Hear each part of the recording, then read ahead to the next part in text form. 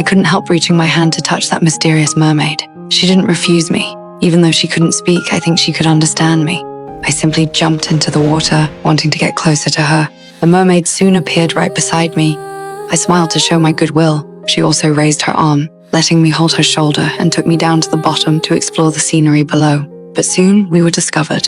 I was strictly forbidden to go near there again because the mermaid was the king's private property, and I was just an orphan composer lucky enough to be favored by the king. But I still secretly came every day to talk to the mermaid. As time passed, I even got to know Yves, the sailor who guarded the mermaid.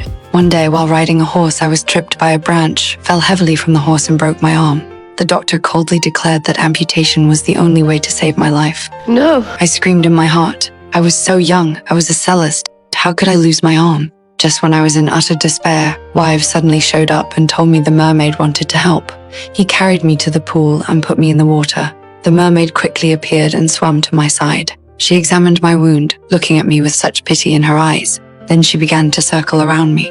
A miracle happened. Rays of warm golden light surrounded me, and my arm soon healed. So the mermaid really did have magical powers. I thought the king had brought her here to help the sick, and I admired him deeply for it. But the king said he had other plans. I didn't think much of it, until one day the king suddenly called me over and handed me a pendant. Inside was a portrait of a woman. She was my mother, and the king was actually my father. Before I could even feel happy about discovering my origins, the king said he was going to marry me off for political alliance to ease the country's financial crisis. How ridiculous. He had never raised me for a single day, yet suddenly appeared and asked me to sacrifice myself. I had prayed countless times to be given parents, but now I wished I had never made that wish. Heartbroken, I went to see the